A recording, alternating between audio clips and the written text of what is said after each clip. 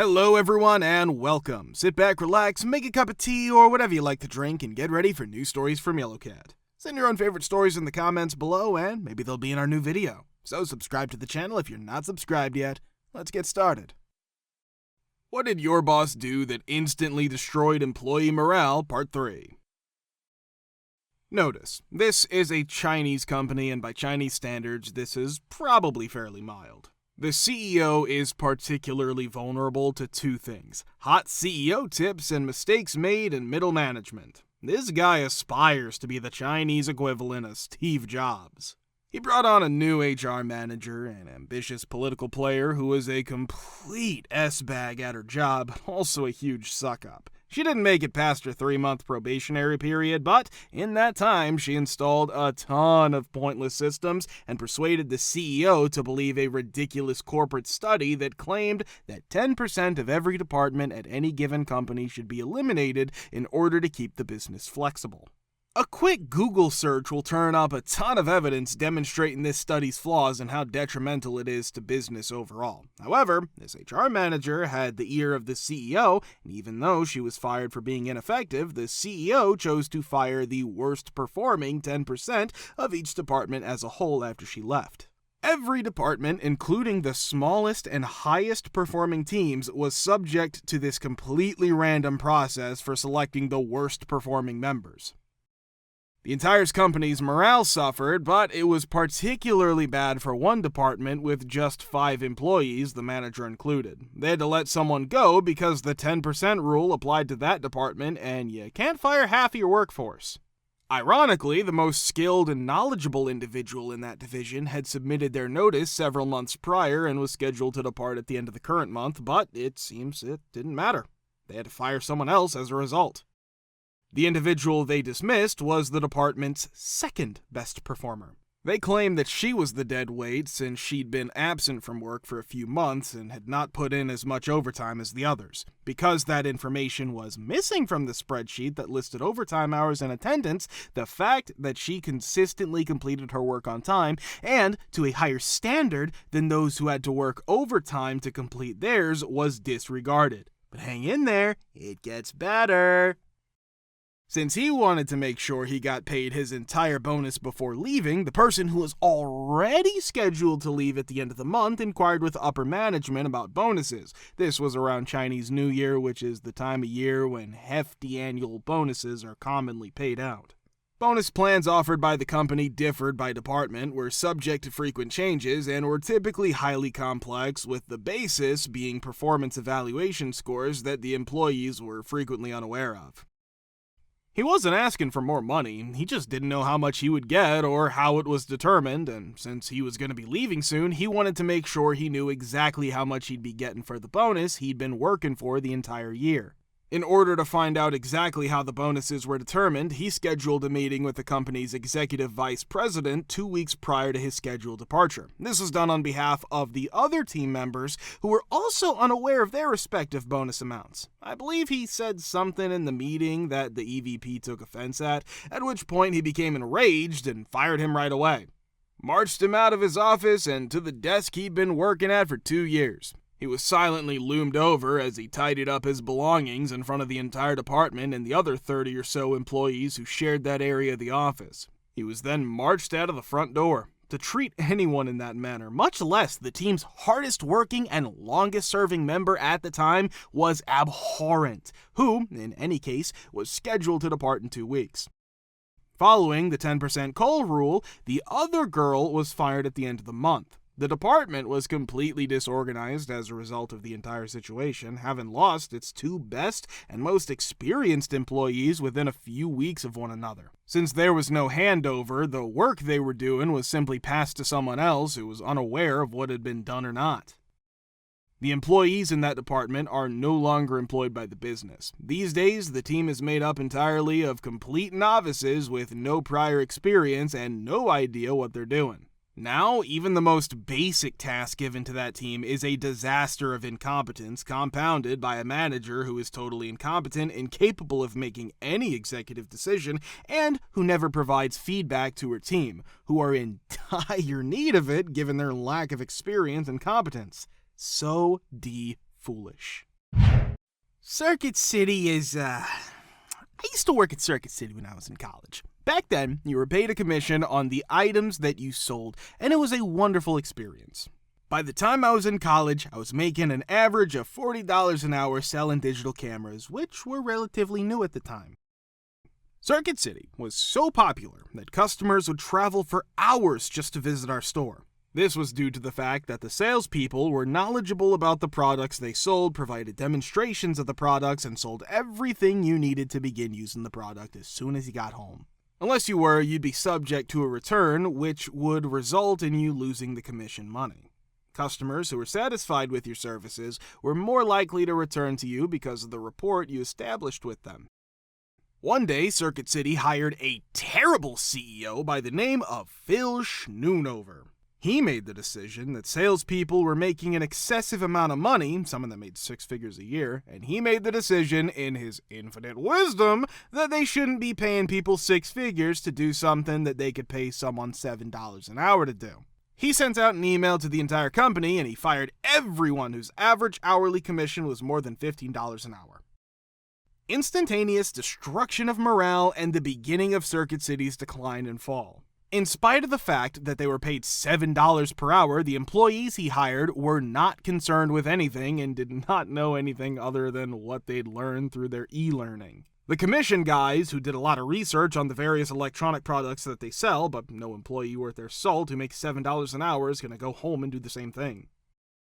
One more round of layoffs was carried out in the worst possible manner a few years after this change and the subsequent decline of Circuit City. The individuals who were going to be laid off were invited to attend a mandatory morning meeting regarding the layoffs.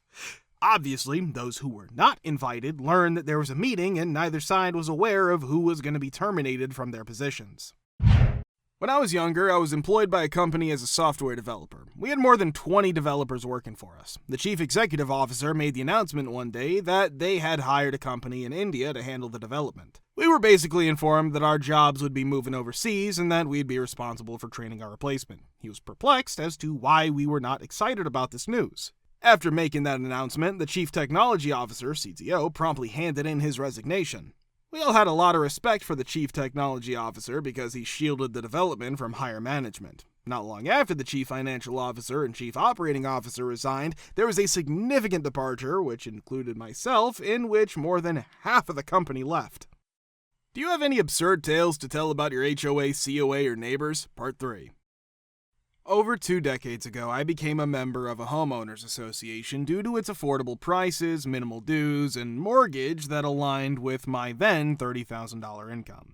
For the first few years, everything went well until a new shady board jumped in. I became aware of the situation when I began receiving fake fines. I was unable to move due to a change in jobs and the 2008 recession. Upon moving several years ago, I was relieved to be free of HOA-related restrictions and to be in a new home. I was just able to afford the townhome because I was young and inexperienced. That being said, I will never live in an HOA. I also learned that they assessed a special $5,000 assessment to fix the pool not long after I departed. Then, this year, they've extended their generosity once more by allowing residents to be on a payment plan. Very happy I left before that took place. In Northern California, I belong to an HOA. Since I rent my home, my landlord has sent me 4 notices in the last year informing me that there have been complaints regarding our front yard. 2 have had to do with how long our lawn was. 1 concerned an overgrown hedge, not mine, but my neighbor's, and the other concerned my trash can not being behind our fence. Everybody's foolish. Fortunately, my landlord is very patient and understanding, so I was able to fully explain everything. It goes without saying that I was a little preoccupied whenever I wasn't working and didn't really care to mow my lawn in the rain after we had our 4th child shortly after moving in. The photo that was submitted for the other lawn problem was ridiculous because it was taken the day after I'd mowed the grass. Like, the person taking the photos were so H-bent on getting me, they tried to retroactively submit a complaint. One thing I observed was that every picture was taken at precisely the same angle. My driveway is to the left of my house's main lawn, which is followed by a little patch of side yard grass to the right. The worst part is that my side yard was the only one in the photos. The main yard would have looked much worse. Perhaps even cause for complaint. Nevertheless, I had the impression that the photographer didn't want the chance being seen from my window if he'd taken the pictures directly across from me because he lived to the right of me somewhere. As I was heading outside to mow my lawn one Saturday morning, I noticed the weasel preparing to snap another picture. His iPad was set up and ready to go. "Good morning, can I help you?" is what I said. The man, an older gentleman, perhaps in his 70s, I'm not good at estimating age, so he goes into a panic, puts his iPad under his arm, and walks scuffling down the sidewalk. "Oh no, you pea, face me," I thought. I simply followed him at least 50 feet away and asked him if there was a problem, why he was taking pictures of my house, and other such questions. Of course, I knew why. He descends about 4 houses, rushes inside his garage, and hurriedly closes it while turning to face me. I'm not an imposing figure. I'm a really friendly guy. I don't talk loudly, I just smile and say hello to everyone I pass. He was so terrified of me that it was funny, but not necessary. Rather than keep reporting me, I just wanted him to tell me when he thinks I'm out of eggs. This guy has never met me, so I'm not sure what the problem is with me. I guess I'm just focused on my back right now. My landlord at least understands. There are those who genuinely don't know what else to do with their time. Perhaps they're driven to inflict suffering on others because they're resentful and bitter about their lives. My neighbor is insane. She calls the police roughly 12 times a month. Fortunately, not on me, but nevertheless. She once reported me to the police when I was in my driveway at 4 in the afternoon, chit-chatting with a neighbor at a friendly, normal volume. The H. Her house is 3 doors down and across the street. She literally left her house, taking a stroll down the sidewalk in our direction while holding her phone out and possibly recording something. Then she was talking to, I assume, the 911 dispatcher while holding her phone to her ear. She just called the cops on us. Give it 5 minutes and the cops will do a drive-by. The neighbor I was speaking with turns to face me. As it happens, after about 3 or 4 minutes, a police SUV slowly travels down the street. My neighbor and I give the cop a friendly wave before shrugging. The officer leaves without even stopping his car.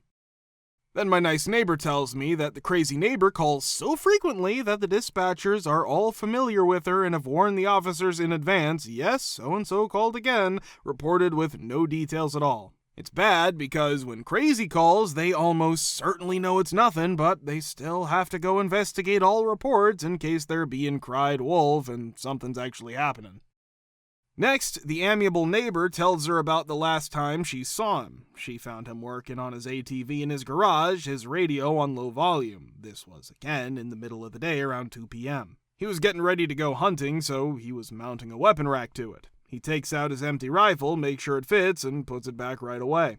After 2 minutes, a number of police officers swiftly enter the neighborhood and patrol the streets. After that, they halt and inquire as to whether he witnessed a madman walking up and down the street screaming and waving a weapon. I used to spend almost all my time in my front room, which serves as my office. Adjacent to your house is a friendly neighbor. I never hear him at all. Crazy is either parked at her front window with a parabolic or she has supersonic hearing.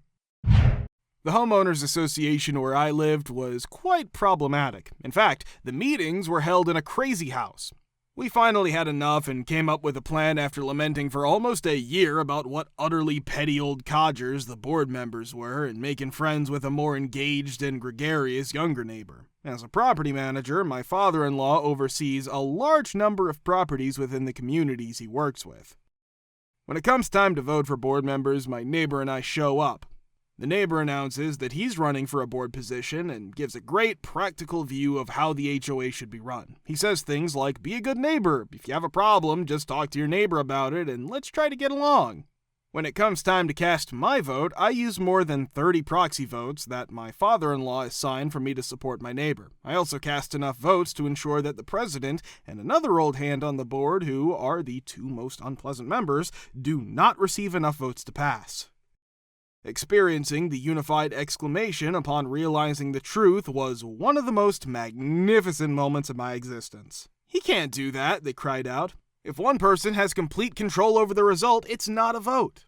Because she didn't make it, the old bat's husband, who had just enough votes to stay on the board, resigned in protest, opening up another seat. My neighbor began updating me on all the crazy complaints he received and the amount of petty S that some of the more outspoken people seemed to care about for months after that. After that, the HOA was much easier to handle. If you want to watch the part 2, click the link here. Thank you for subscribing, the likes, and comments. We're very happy to see you all in the comments too. Thanks for your support.